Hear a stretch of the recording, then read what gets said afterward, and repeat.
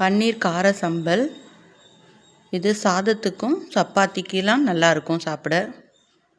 தேவையான பொருட்கள் இது 4 நபர்களுக்கு நான் சொல்கிறேன். 4 பேர் தாராளமாக சாப்பிட்லாம்.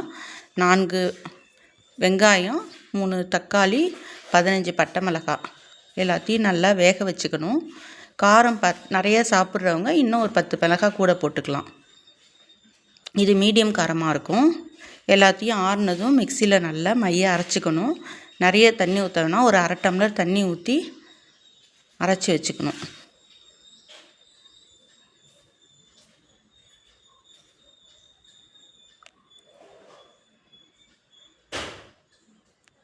நல்லா மைய அரைச்சிக்கிட்டு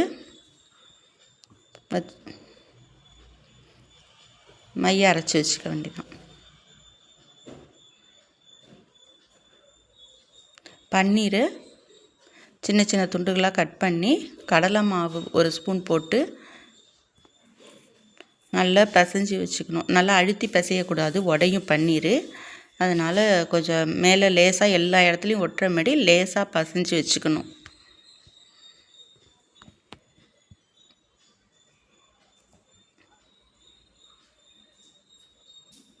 மைதா மாவோட கடல மாவு போட்டால் அந்த வாணலியில் ஒட்டாமல் நல்லா வரும்.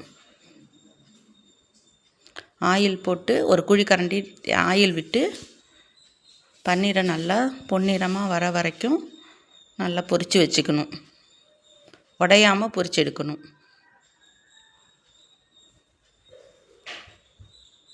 கருக விட்டுடக்கூடாது. அந்த பொன்னிறமாக வரும்போதே எடுத்துடணும். அப்போ தான் சம்பலில் போடும்போது உடையாமல் இருக்கும்.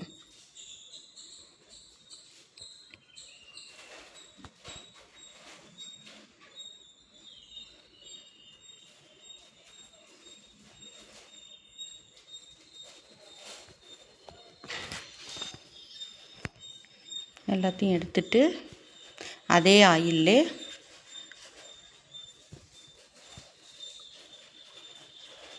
பொடியாக நறுக்கிய 2 வெங்காயம் போட்டு நல்லா வதக்கணும்.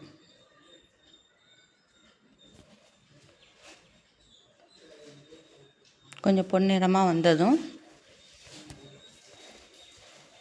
இஞ்சி பூண்டு விழுது 1 ஸ்பூன் போட்டு அதுவும் நல்லா வதக்கணும். இஞ்சி வாசனை போனதும் அரைச்சி வச்சுருக்கிற விழுதை ஊற்றிடணும்.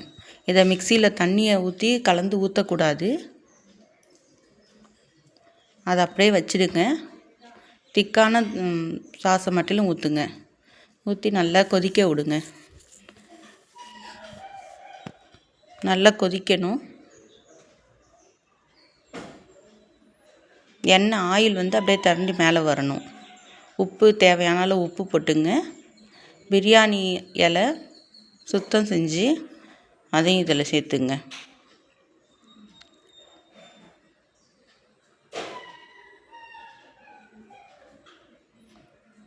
இதுமாரி முடிச்சு போட்டிங்கன்னா கொஞ்சம் சாரும் இறங்கும், தனித்தனியாக பிரியாது. கடைசியாக எடுத்து போட்டுடலாம் தனியாகவே. வாசனை மட்டும் இறங்கும். பிரியாணி இலை இல்லைன்னா பரவாயில்ல, விட்டுடுங்க. இஞ்சி பூண்டு வாசனையே போதும். கொத்தமல்லி புதினாலாம் போடக்கூடாது.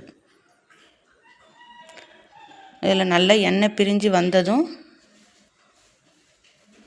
2 டம்ளர் தண்ணி ஊற்றணும். மிக்சியில் ஜாரையும் கழுவி கொஞ்சம் தண்ணி ஊற்றிக்கலாம் கலந்து.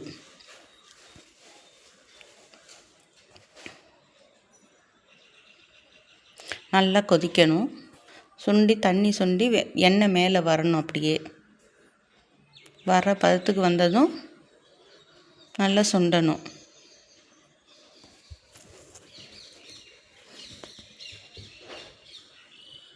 சுண்டினதும் வறுத்து வச்சுருக்கிற பன்னீரை இதில் போட்டுடணும். கலந்து ஒரு 10 நிமிஷம் மீடியம் ஸ்லோவில் வச்சு நல்லா கொதிக்க விடணும்.